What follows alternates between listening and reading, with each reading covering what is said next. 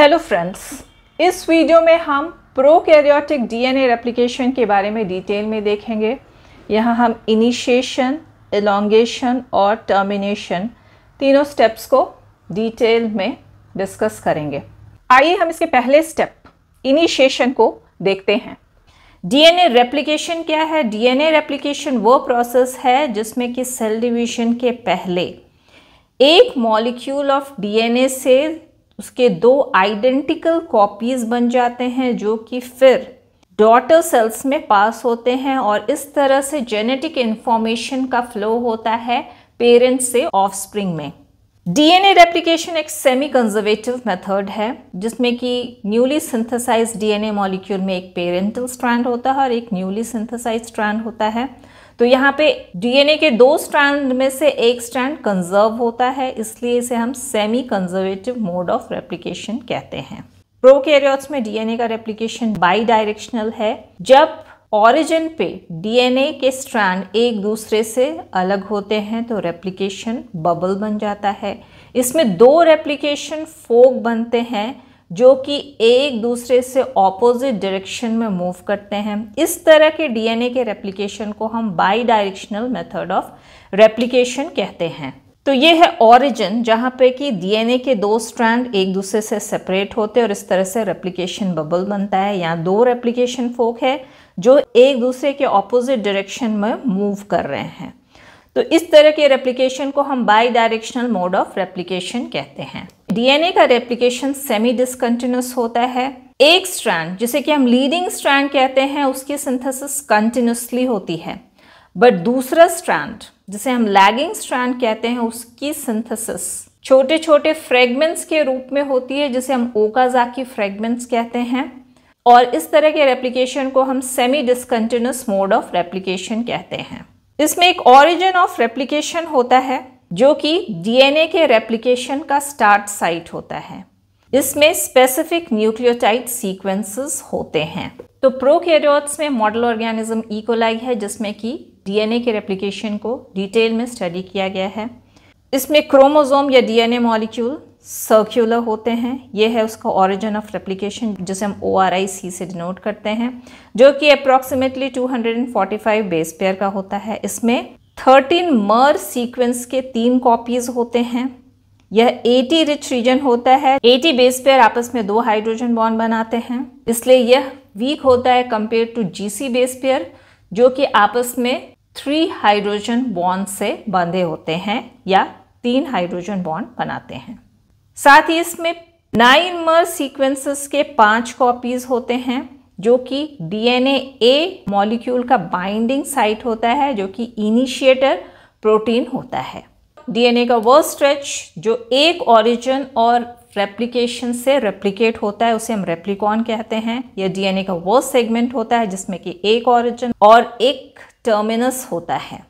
ज़्यादातर प्रोकैरियोट्स में एक रेप्लिकॉन होते हैं, इसलिए हम प्रोकैरियोट्स को मोनो रेप्लिकॉनिक कहते हैं। डीएनए के रेप्लिकेशन में 3 स्टेप्स होते हैं। पहला है इनिशिएशन, दूसरा इलोंगेशन और तीसरा टर्मिनेशन। यहाँ हम पहले स्टेप इनिशिएशन के बारे में डिटेल में डिस्कस करेंगे। इनिशिएशन का अर्थ होता है किसी चीज को स्टार्ट या इनिशिएट करना। आइए हम इसके सीक्वेंस ऑफ इवेंट्स को एक एक करके देखते हैं। सबसे पहले ऑरिजिन का रिकॉग्निशन होता है। सर्टेन प्रोटीन जिन्हें कि हम इनिशिएटर प्रोटीन कहते हैं वे ऑरिजिन ऑफ रेप्लिकेशन को रिकॉग्नाइज करते हैं। अगर हम ई कोलाई की बात करें तो यहाँ इनिशिएटर प्रोटीन डीएनए ए मॉलिक्यूल होता है। फिर initiator protein complex, E coli के केस में डीएनए ए ATP कॉम्प्लेक्स के अराउंड डीएनए मॉलिक्यूल बाइंड करता है। तो डीएनए ए प्रोटीन 9 मर सीक्वेंसेस के साथ बाइंड करके इनिशियल कॉम्प्लेक्स बनाता है। अब डीएनए मॉलिक्यूल इस प्रोटीन के अराउंड कॉइल होता है। फिर थर्ड स्टेप है 13 मर रीजन का डीनेचुरेशन। जब डीएनए मॉलिक्यूल प्रोटीन के अराउंड कॉइल्ड होता है तो टोपोलॉजिकल स्ट्रेस डेवलप होता है जो कि 13 मर साइट जो कि AT रिच साइट होता है उसका डीनेचुरेशन कॉज करता है। इसकी वजह से DNA के 2 स्ट्रैंड का इस 13 साइट में सेपरेशन होता है और इस सेपरेशन से ओपन कॉम्प्लेक्स बन जाता है। इस ओपन कॉम्प्लेक्स के फॉर्मेशन के लिए एनर्जी की आवश्यकता होती है जो कि ATP के हाइड्रोलिसिस से ऑब्टेन होता है। ई कोलाई के केस में DNA ATP कॉम्प्लेक्स इस 9 रीजन से बाइंड करता है। फिर DNA मॉलिक्यूल इस 9 रीजन के अराउंड कॉइल्ड होता है। इस कॉइलिंग के कारण 13 रीजन में टोपोलॉजिकल स्ट्रेस डेवलप होता है, जिसके फलस्वरूप इस रीजन में DNA का डीनेचुरेशन होता है, यानी कि स्ट्रैंड का सेपरेशन होता है। यह AT रिच रीजन है और हम जानते हैं कि AT बेस पेयर आपस में 2 हाइड्रोजन बॉन्ड से अटैच होते हैं, जिन्हें कि सेपरेट करना GC बेस पेयर जो कि 3 हाइड्रोजन बॉन्ड से जुड़े होते हैं उससे ईजी होता है। इस तरह से जब 2 स्ट्रैंड का सेपरेशन हो जाता है तो ओपन कॉम्प्लेक्स बन जाता है। इस प्रोसेस में एनर्जी की आवश्यकता होती है जो कि ATP के हाइड्रोलिसिस से ऑब्टेन होता है। फिर नेक्स्ट स्टेप है DNA हेलिकेज की लोडिंग। DNA B जो कि हेलिकेज है और DNA C जो कि हेलिकेज लोडर है, उनके 6 मॉलिक्यूल्स का एग्रीगेट बनता है। DNA C DNA B को डीनेचर्ड रीजन पे लोड करता है और लोडिंग के पश्चात DNA C डिटैच्ड हो जाता है। DNA B का एक मॉलिक्यूल जिसमें कि 6 आइडेंटिकल सब यूनिट्स होते हैं, वो ओपन कॉम्प्लेक्स में DNA के 2 सिंगल स्ट्रैंड्स में से एक के अराउंड बाइंड करता है या क्लैंप होता है। इसके लिए ATP की आवश्यकता होती है। नेक्स्ट स्टेप है हेलिकेज DNA के डबल हेलिक्स को ओपन करते हैं। DNA के 2 स्ट्रैंड्स की फर्दर मेल्टिंग होती है जो कि अनपेयर्ड टेम्पलेट स्ट्रैंड जनरेट करते हैं। हेलिकेज DNA डुप्लेक्स के अलोंग मूव करता है। इसके लिए ये एनर्जी यूज करता है ATP के हाइड्रोलिसिस के लिए ताकि DNA के 2 स्ट्रैंड सेपरेट हो सके।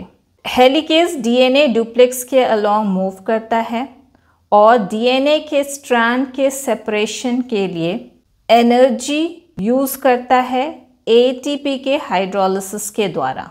DNA के स्ट्रैंड सेपरेट होते हैं हाइड्रोजन बॉन्ड के ब्रेक होने से, यानी कि ये हाइड्रोजन बॉन्ड को ब्रेक करता है। अब नेक्स्ट स्टेप है सिंगल स्ट्रैंड का stabilisation. Single strand binding protein replication fork पे सेपरेटेड स्ट्रैंड से बाइंड करता है और इस तरह से यह सिंगल स्ट्रैंड को स्टेबलाइज करता है और उनके फर्दर री अनीलिंग को इनहिबिट करता है और इस तरह से DNA डबल हेलिक्स के फिर से फॉर्मेशन को रोकता है। सिंगल स्ट्रैंड बाइंडिंग प्रोटीन जब सिंगल स्ट्रैंड से बाइंड करते हैं तो ये नाइट्रोजनस बेसेस को कवर नहीं करते हैं। ये DNA के स्ट्रैंड को सेमी एक्सटेंडेड पोजीशन पे होल्ड करते हैं, जिसकी वजह से यह DNA रेप्लिकेशन मशीनरी के लिए ज़्यादा अवेलेबल होता है। रेप्लिकेशन के पश्चात DNA के पर्टिकुलर सेगमेंट से single strand binding protein molecule गिर जाता है, उसकी फिर रिसाइकलिंग होती है और यह सिंगल स्ट्रैंड के नेक्स्ट सेगमेंट से अटैच होता है। फिर नेक्स्ट स्टेप है रिलीविंग सुपरकॉइलिंग। DNA हेलिकेजेस के द्वारा जब पेरेंटल DNA की अनबाइंडिंग होती है तो इससे DNA की सुपरकॉइलिंग होती है। रेप्लिकेशन बबल के अहेड पॉजिटिव सुपरकॉइलिंग होती है और बिहाइंड नेगेटिव सुपरकॉइलिंग होती है। इस सुपरकॉइलिंग को रिमूव करना आवश्यक है क्योंकि सुपरकॉइलिंग की वजह से फोक का फर्दर मूवमेंट या DNA रेप्लिकेशन का प्रोग्रेशन स्टॉप हो जाता है। टोपोआइसोमेरेज एंजाइम इस सुपरकॉइलिंग को रिलीव करते हैं। तो यह सुपरकॉइलिंग टोपोआइसोमेरेज 1 एंजाइम और टोपोआइसोमेरेज 2, जिन्हें कि ई कोलाई में हम DNA गाइरेस कहते हैं, उसके द्वारा रिलीव होता है। टोपोआइसोमेरेज एंजाइम DNA के सिंगल स्ट्रैंड को ट्रांजिएंटली ब्रेक करके सुपरकॉइलिंग को रिमूव करते हैं। नेक्स्ट स्टेप में प्राइमोसोम की असेंबली होती है। प्राइमोसोम इंक्लूड करते हैं प्राइमेज, डीएनए जी, जो कि डीएनए बी यानी कि हेलिकेज के द्वारा एक्टिवेटेड होते हैं। रेप्लिकेशन फोक के जनरेशन के बाद दोनों फोक पे प्राइमोसोम की असेंबली होती है। प्राइमोसोम प्राइमिंग यानी कि प्राइमर के सिंथेसिस को इनिशिएट करता है। लीडिंग स्ट्रैंड की प्राइमिंग एक बार होती है, जबकि लैगिंग स्ट्रैंड की प्राइमिंग रिपीटेडली होती है 1000 से 2000 बेसिस के इंटरवल्स में, क्योंकि लैगिंग स्ट्रैंड की सिंथेसिस छोटे छोटे फ्रेगमेंट्स के रूप में होती है, जिन्हें हम ओकाज़ाकी फ्रेगमेंट्स कहते हैं। डीएनए जी जो कि प्राइमेज है, वो 15 से 50 बेसिस लॉन्ग प्राइमर्स की सिंथेसिस करते हैं। प्राइमर के सिंथेसिस के बाद प्राइमेज टेम्पलेट से डिसोसिएट हो जाता है। उसके बाद फिर डीएनए का पॉलीमराइजेशन होता है डीएनए पॉलीमरेज के द्वारा, यानी कि प्राइमर का एक्सटेंशन या नए स्ट्रैंड की सिंथेसिस होती है डीएनए पॉलीमरेज के द्वारा। आइए हम इनिशिएशन स्टेप को इन डायग्राम की मदद से समझते हैं। यह है ई कोलाई का डीएनए या क्रोमोसोम। यह है ओरिजिन ऑफ रेप्लिकेशन ORIC, जिसमें कि 3 कॉपी होते हैं 13-mer सीक्वेंस के और 5 कॉपीज होते हैं 9-mer सीक्वेंस के। 13-mer वह रीजन है जहां पर कि डीएनए के 2 स्ट्रैंड का सेपरेशन स्टार्ट होता है, और 9-mer वह रीजन है जहां पर कि इनिशिएटर प्रोटीन डीएनए ए आकर बाइंड करता है। तो सबसे पहले इस 9-mer रीजन पे डीएनए ए प्रोटीन आकर बाइंड करता है। उसके बाद फिर डीएनए इस डीएनए ए प्रोटीन के अराउंड कॉइल्ड होता है या रैप्ड होता है, जिसकी वजह से टोपोलॉजिकल स्ट्रेस डेवलप होता है। डीएनए ए प्रोटीन के बाइंडिंग के लिए एनर्जी की आवश्यकता होती है, जो एटीपी के रूप में यूज की जाती है। डीएनए के रैपिंग या कॉइलिंग से जो टोपोलॉजिकल स्ट्रेस डेवलप होता है, उसकी वजह से 13-mer रीजन पे डीएनए के 2 स्ट्रैंड एक दूसरे से सेपरेट हो जाते हैं। अब इसे हम ओपन कॉम्प्लेक्स कहते हैं। उसके बाद हेलिकेज एंजाइम की लोडिंग होती है हेलिकेज लोडर डीएनए सी के मदद से। इसमें भी एनर्जी की आवश्यकता होती है, जो एटीपी के रूप में यूज की जाती है। तो हेलिकेज लोडर दोनों रेप्लिकेशन फोक पे हेलिकेज एंजाइम को लोड करते हैं, और उसके बाद फिर डीएनए सी या हेलिकेज लोडर डिसोसिएट हो जाता है। अब डीएनए के दोनों स्ट्रैंड्स का फर्दर सेपरेशन इस हेलिकेज एंजाइम के द्वारा होता है। इस अनवाइंडिंग की वजह से रेप्लिकेशन बबल के अहेड और बिहाइंड सुपरकॉइलिंग डेवलप होती है, जिसे कि रिलीव करता है टोपोआइसोमरेज एंजाइम, जिसके बारे में डिटेल में हमने सेपरेट वीडियो में डिस्कस किया है। इसे देखने के लिए आप डिस्क्रिप्शन बॉक्स पर दिए गए लिंक पर क्लिक कर सकते हैं। डीएनए के 2 स्ट्रैंड के सेपरेशन से हमें सिंगल स्ट्रैंडेड डीएनए मिलते हैं, जो टेम्पलेट की तरह काम करते हैं। इनके फर्दर रीअनिलिंग या रीवाइंडिंग को प्रिवेंट करने के लिए सिंगल स्ट्रैंड बाइंडिंग प्रोटीन आकर डीएनए के सिंगल स्ट्रैंड से बाइंड कर जाते हैं। साथ ही डीएनए ए प्रोटीन के अराउंड जो डीएनए की कॉइलिंग हुई थी, वो भी अनरैप करना स्टार्ट करता है। अब नेक्स्ट स्टेप है प्राइमिंग। प्राइमेज एंजाइम जो कि प्राइमर की सिंथेसिस करता है, उसकी लोडिंग होती है। इस प्राइमेज एंजाइम यहाँ पे डीएनए जी के एक्टिवेशन के लिए हेलिकेज एंजाइम डीएनए बी की आवश्यकता होती है। प्राइमेज और हेलिकेज को एक साथ हम प्राइमोसोम कहते हैं। अब प्राइमर की सिंथेसिस होती है, जो कि ई कोलाई के केस में आरएनए का स्मॉल स्ट्रेच होता है। ये है लीडिंग स्ट्रैंड का प्राइमर और ये है लैगिंग स्ट्रैंड का प्राइमर। उसके बाद डीएनए पॉलीमरेज 3 एंजाइम जो कि मेन रेप्लिकेटिव एंजाइम है, उसकी लोडिंग होती है, और फिर डीएनए के नए स्ट्रैंड की सिंथेसिस होती है या उसका एक्सटेंशन होता है, जिसके बारे में हम डिटेल में इलोंगेशन स्टेप में देखेंगे। तो इस इनिशिएशन स्टेप में कई प्रोटीन्स इन्वॉल्व होते हैं या रिक्वायर्ड होते हैं। पहला है इनिशिएटर प्रोटीन डीएनए ए, जो कि 9-mer सीक्वेंस के साथ बाइंड करता है और यह रिस्पॉन्सिबल होता है 13-mer सीक्वेंसेस में डीएनए स्ट्रैंड के सेपरेशन में, यानी कि इसके द्वारा डीएनए के डबल स्ट्रैंड का सेपरेशन स्टार्ट होता है। दूसरा है डीएनए बी, जो कि डीएनए हेलिकेज है। यह डीएनए स्ट्रैंड के फर्दर सेपरेशन के लिए रिस्पॉन्सिबल होता है। डीएनए सी इस हेलिकेज एंजाइम को दोनों रेप्लिकेशन फोक पे लोड करता है, इसे हम हेलिकेज लोडर कहते हैं। Single strand binding protein DNA के दो स्ट्रैंड के सेपरेशन से जो सिंगल स्ट्रैंड मिलते हैं उनसे बाइंड करके इनकी रीअनीलिंग या रीबाइंडिंग को प्रिवेंट करते हैं।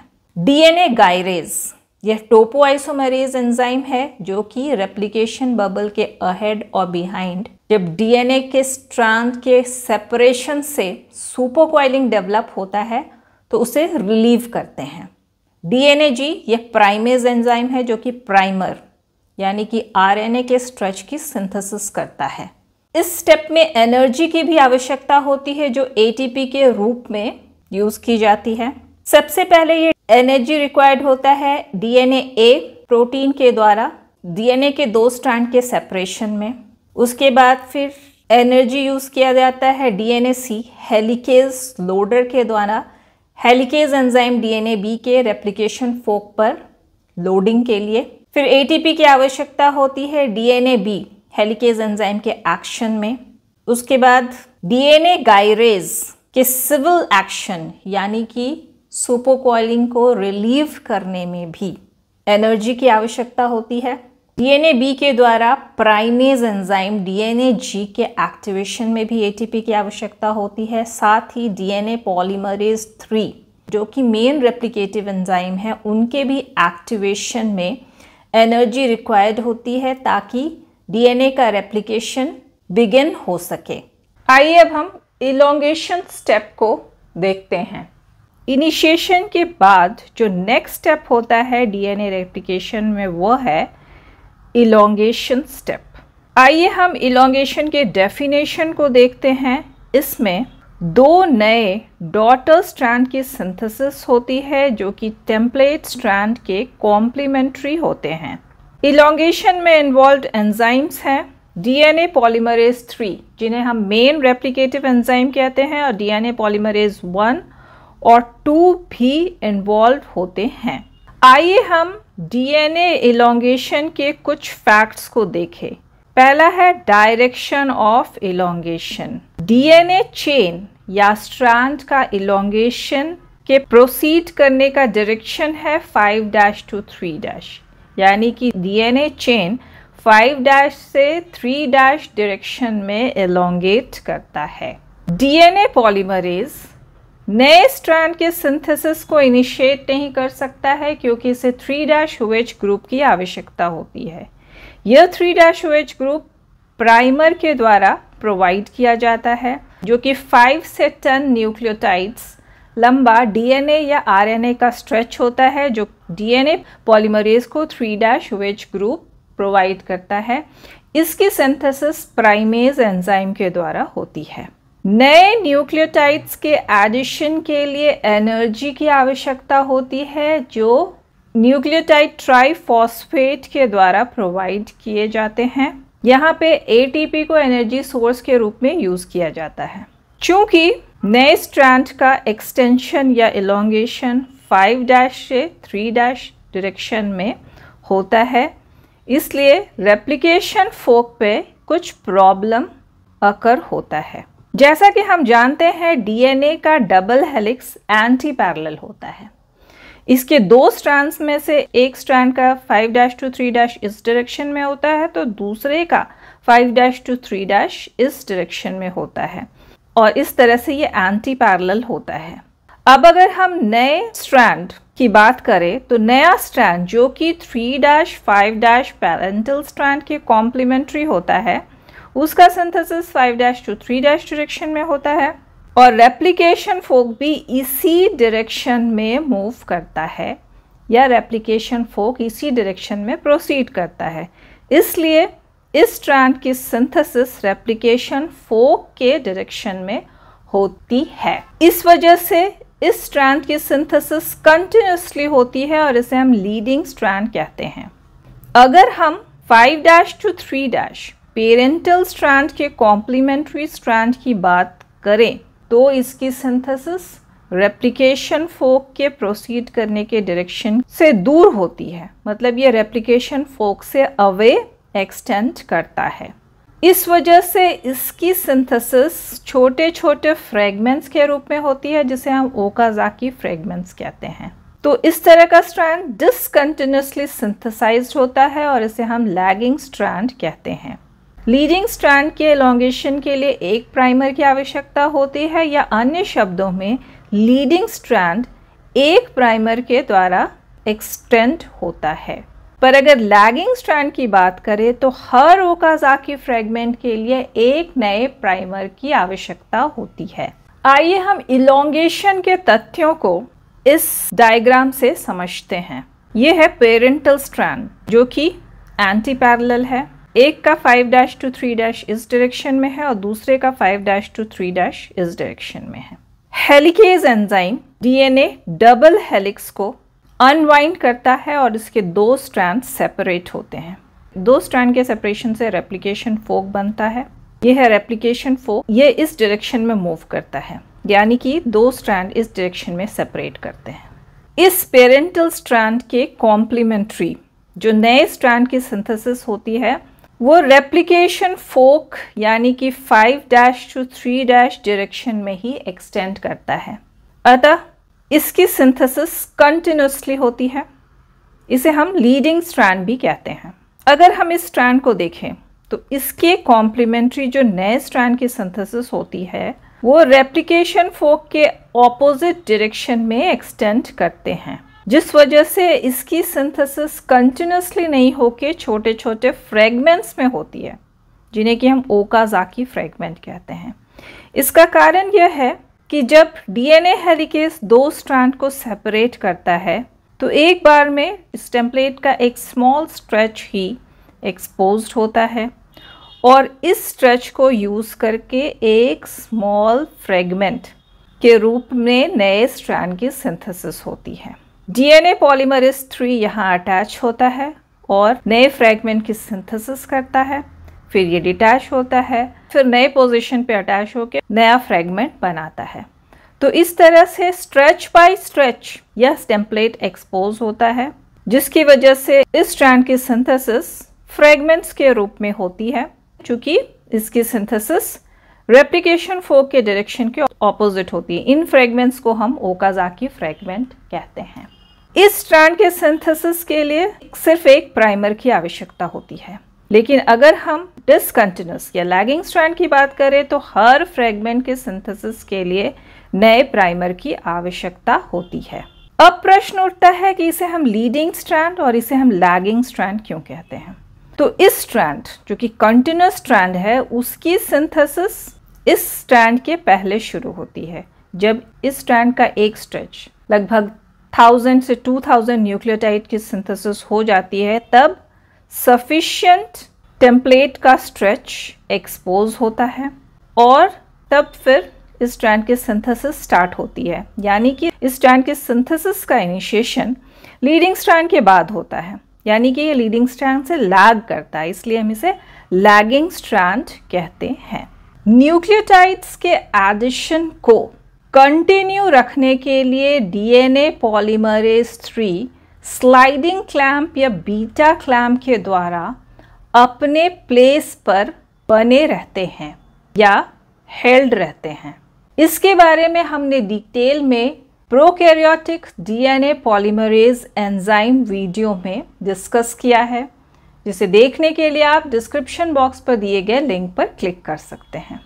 अगर डीएनए चेन के एलोंगेशन में किसी तरह का एरर आ जाता है तो यह डीएनए पॉलीमरेज 3 के प्रूफ रीडिंग एक्टिविटी के द्वारा रिमूव किया जाता है।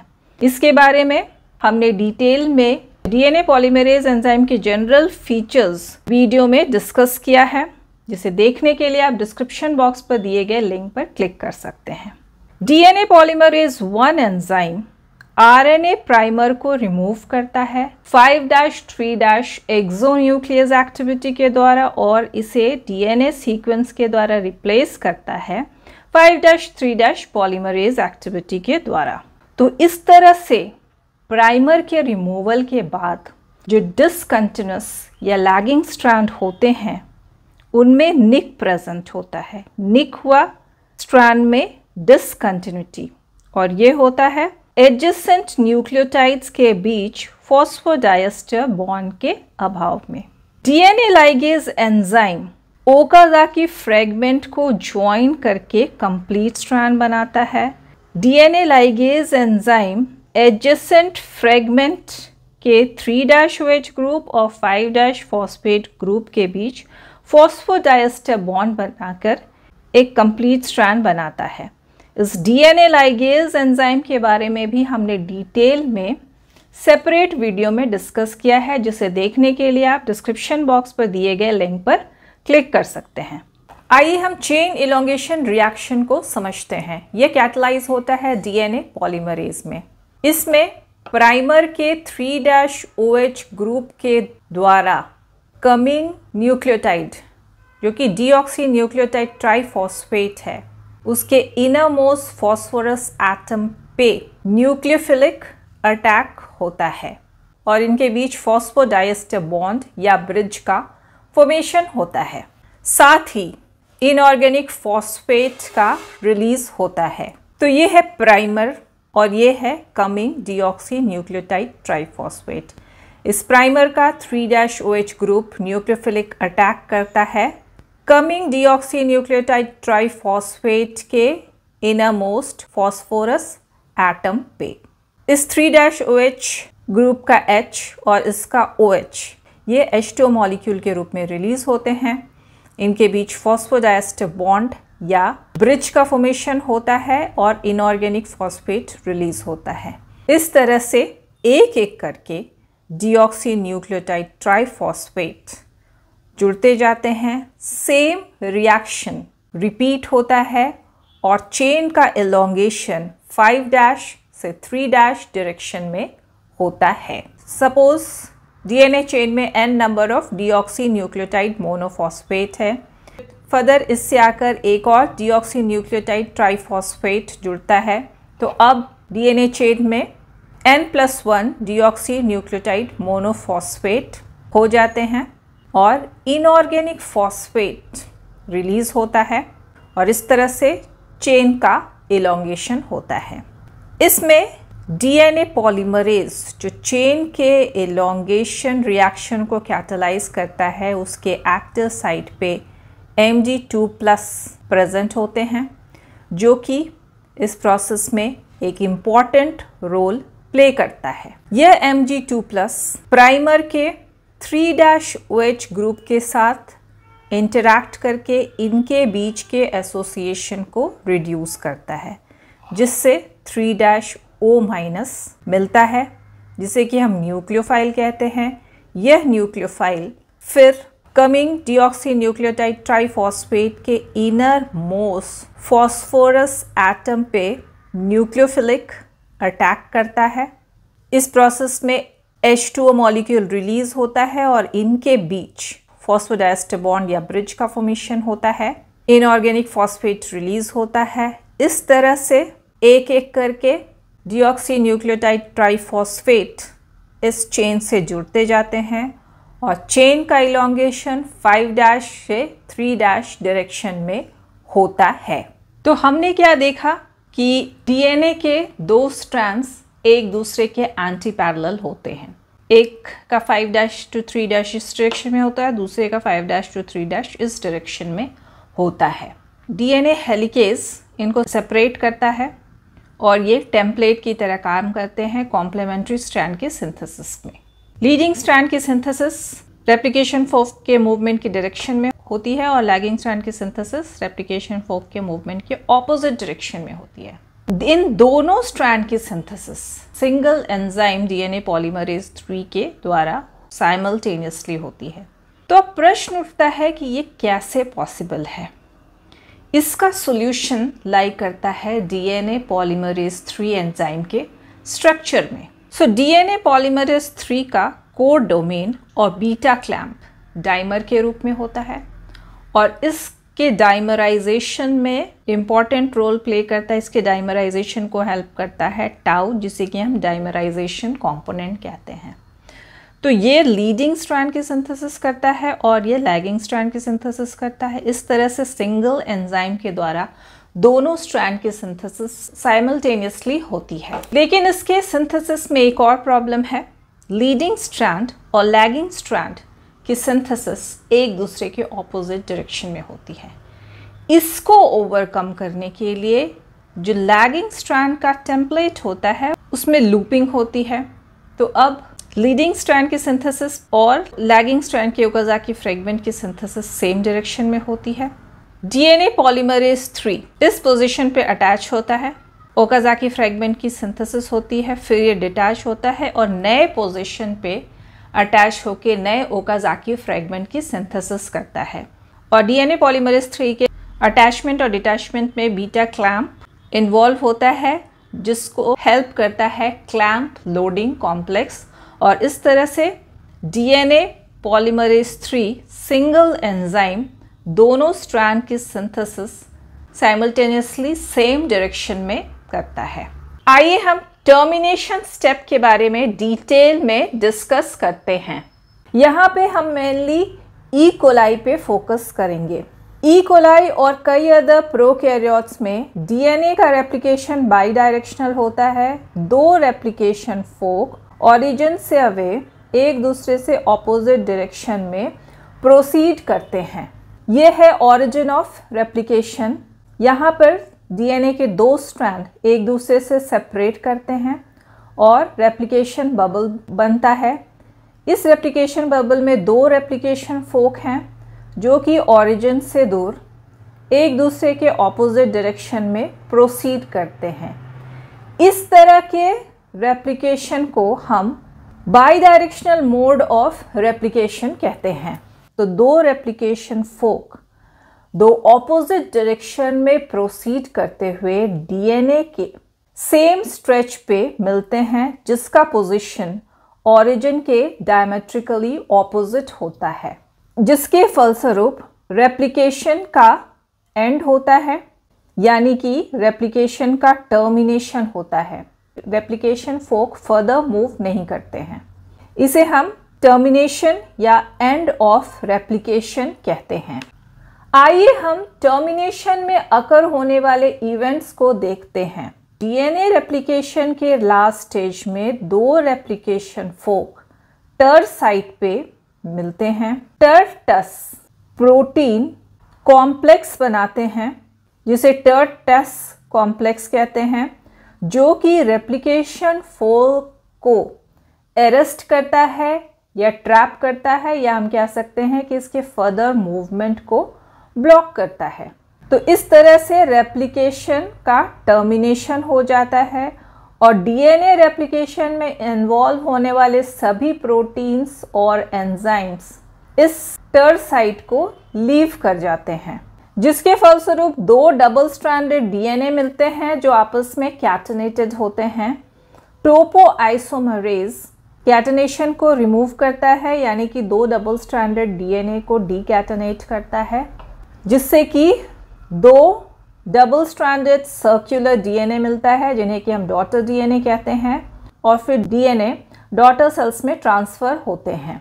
एक डॉटर सेल में एक डॉटर डीएनए ट्रांसफर होता है। आइए अब हम टर साइट या सीक्वेंस को देखते हैं, जिन्हें हम टर्मिनेशन रिकॉग्नाइजिंग सीक्वेंस भी कहते हैं।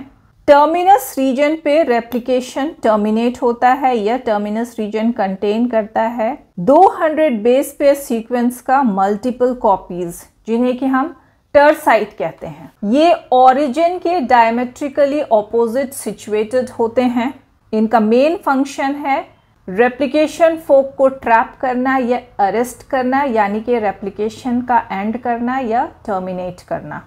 ई कोलाई में टर्मिनेटर्स के दो अपोज सब ग्रुप्स होते हैं, जो कि टर्मिनस रीजन के सेंट्रल पोजीशन को फ्लैंक करते हैं। एक सब ग्रुप में टर सी, टर बी, टर एफ, टर जी और टर जे होते हैं, जो कि क्लॉकवाइज डायरेक्शन में मूव करने वाले फोक को अरेस्ट करते हैं, यानी कि इस डायरेक्शन में मूव करने वाले रेप्लिकेशन फोक को अरेस्ट करते हैं। दूसरे सब ग्रुप में टर ए, टर डी, टर ई, टर आई और टर एच होते हैं, जो कि एंटी क्लॉकवाइज डायरेक्शन में मूव करने वाले रेप्लिकेशन फोर्क को अरेस्ट करते हैं, यानी कि इस डायरेक्शन में मूव करने वाले रेप्लिकेशन फोर्क को अरेस्ट करते हैं। सबसे फ्रीक्वेंटली यूज टर साइट है टर सी। ई कोलाई में जो इनर मोस्ट 4 टर साइट्स होते हैं वे कंस्टिट्यूट करते हैं प्राइमरी फोर्क ट्रैप, यानी कि ये मेनली यूज होते हैं टर्मिनेटर्स की तरह या टर्मिनेशन में। आउटर टर्मिनेटर्स जो होते हैं वो बैकअप साइट्स होते हैं, यानी कि ये रेयरली यूज होते हैं। टर साइट्स एसिमेट्रिक होते हैं, अर्थात ये एक डायरेक्शन में अप्रोच होने वाले फोर्क को अरेस्ट करते हैं बट दूसरे डायरेक्शन से आने वाले फोर्क के मूवमेंट को अलाउ करते हैं, यानी कि उन्हें अरेस्ट नहीं करते हैं। आइए हम टस प्रोटीन के बारे में देखते हैं। टस प्रोटीन है टर्मिनस यूटिलाइजेशन सब्सटेंस प्रोटीन। टस प्रोटीन के लिए बाइंडिंग साइट होते हैं। हर टर साइट या टर सीक्वेंस से टस प्रोटीन का सिंगल मॉलिक्यूल या हम कह सकते हैं मोनोमर बाइंड करता है। टस की बाइंडिंग रेप्लिकेशन फोर्क को अरेस्ट करने के लिए इंपॉर्टेंट होती है।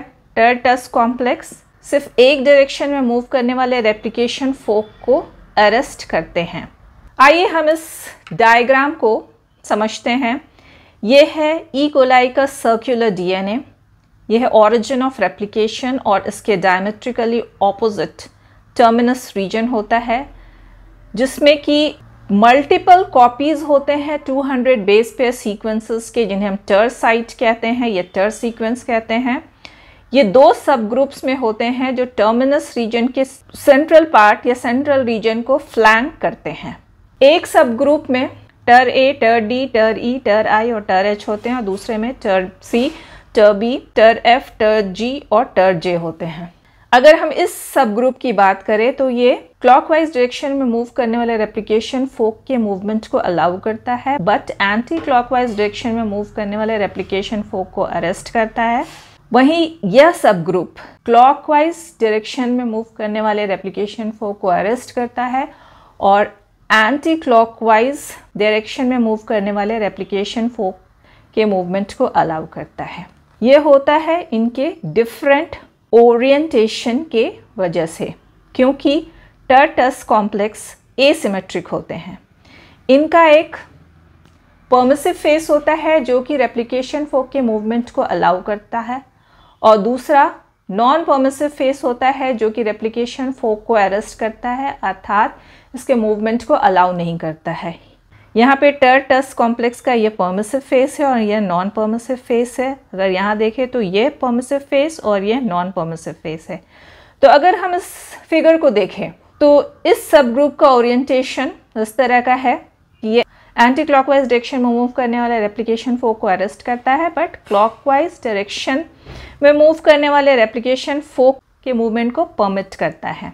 वहीं इस सब ग्रुप का ओरिएंटेशन इस तरह का है कि ये सारे नॉन परमिसिव फेस होते हैं, इसलिए ये क्लॉकवाइज डायरेक्शन में मूव करने वाले रेप्लिकेशन फोर्क को अरेस्ट करता है और एंटी क्लॉकवाइज डायरेक्शन में मूव करने वाले रेप्लिकेशन फोर्क के मूवमेंट को अलाउ करता है। आइए हम देखें कि कैसे रेप्लिकेशन फोर्क अरेस्ट होते हैं। यहाँ नंबर 1 में ये कंटिन्यूस एरो से रिप्रेजेंट किया जा रहा है और ये ब्रोकन एरो से। कंटिन्यूस एरो का मतलब है कि ये पहले अप्रोच करता है और ब्रोकन एरो मतलब ये रेप्लिकेशन फोर्क डीलेड है। जब एंटी क्लॉकवाइज डायरेक्शन में मूव करने वाला रेप्लिकेशन फोर्क परमिसिव फेस से होकर गुजरता है तो ये अलाउ कर दिया जाता है, लेकिन जब ये इस पॉइंट पे पहुंचता है तो यहाँ पे ये नॉन परमिसिव फेस है, इसलिए इस रेप्लिकेशन फोर्क का अरेस्ट हो जाता है। तब तक ये डिलेड रेप्लिकेशन फोर्क भी इस पॉइंट पे पहुंचता है। ये परमिसिव फेस से तो आसानी से मूव कर जाता है, लेकिन जब इस पॉइंट पे पहुंचता है तो यहाँ पे ये हॉल्ट कर जाता है, क्योंकि यह रेप्लिकेशन फोर्क पहले से ही अरेस्टेड है।